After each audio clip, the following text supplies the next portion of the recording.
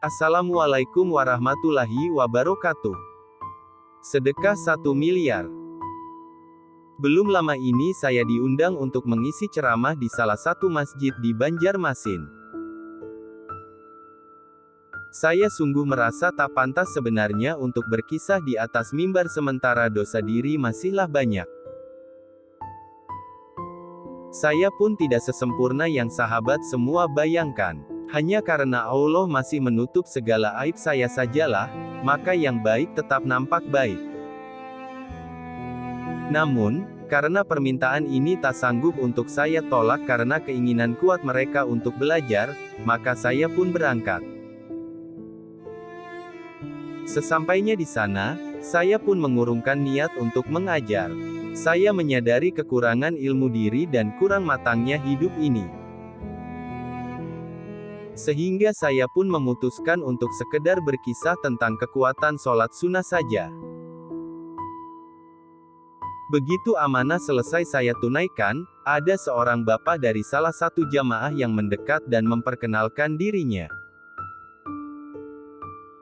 Dari obrolan kami, saya jadi tahu bahwa si bapak tadi adalah seorang yang bangkrut. Paling tidak sebelum 2 tahun yang lalu. Saking bangkrutnya, selama 14 tahun terakhir, beliau tidak mampu menafkahi istrinya.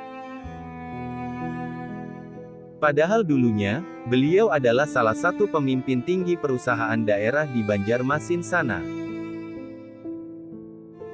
Singkat cerita, pada usaha-usaha terakhirnya untuk bangkit kembali, beliau pun melakukan positioning kepada Allah sebagai pelengkap ikhtiarnya. Oh iya, sebelum lupa, pada saat beliau bercerita ke saya, beliau ini berprofesi sebagai penjual nasi bungkus. Lalu apa yang membuat saya berkeinginan untuk menceritakannya? Adalah kisah beliau membangun pipa rejekinya lah yang membuat saya terpukau. Dari sejak hari pertama beliau membuka warungnya, dipasanglah sebuah spanduk MMT bertuliskan target sedekah 100 juta. Waduh, gak salah nih bapak. Bukannya lagi bangkrut, bukannya cuma jualan nasi bungkus.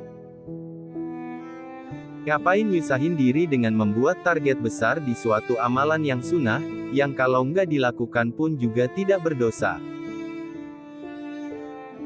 Sahabat boleh bingung, tapi inilah cara beliau mengambil posisi di mata Allah.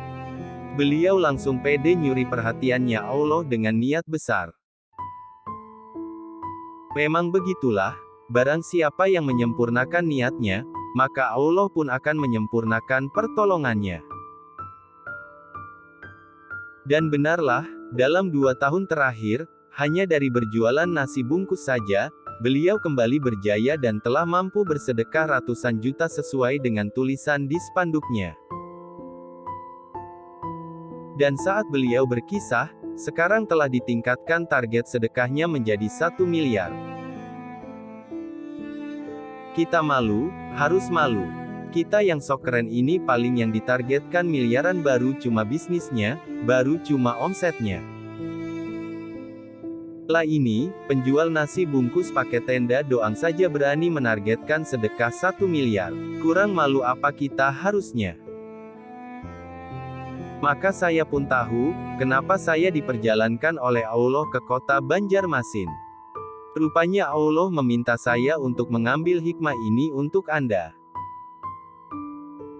Luqman Al-Hakim berwasiat kepada puteranya, "Wahai anakku, pelajarilah hikmah dan berbanggalah dengannya, karena hikmah menunjukkan seseorang kepada agama, memuliakan seorang hamba atas orang merdeka, meninggikan orang miskin atas orang kaya, dan mengedepankan yang kecil atas yang besar." Dan saat itu saya pun takjub dengan kisahnya. Belum selesai takjub saya, beliau pun menambahkan sebuah informasi lagi tentang amalan rahasianya. Yang beliau yakini, ini adalah kunci suksesnya kembali. Yaitu, selama 2 tahun belakangan, beliau tidak ninggalin tahajud. Penasaran alasannya, saya pun bertanya kenapa tahajud yang dipilihnya. Beginilah jawabannya.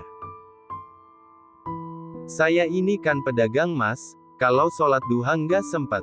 Buka dari ba'da subuh sampai zuhur.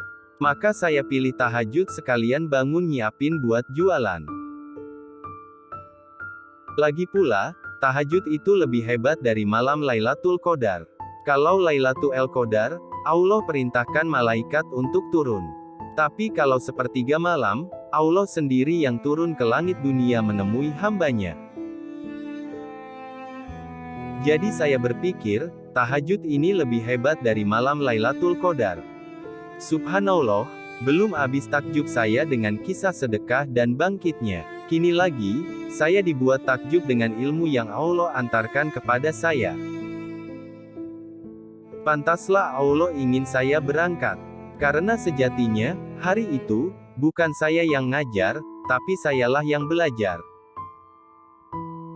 Kita ini sering menunggu malam Lailatul Qadar yang belum tentu pasti didapati, tapi kita lupa untuk mendawamkan apa yang jelas dan pasti. Mari tahajud, dan jadikanlah sebagai nafasmu. Maka dunia pastilah melayani segala kebutuhanmu.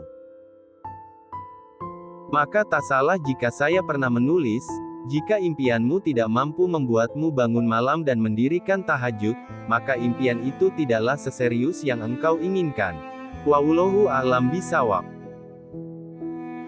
Wabillahi taufik wal hidayah. Wassalamualaikum warahmatullahi wabarakatuh.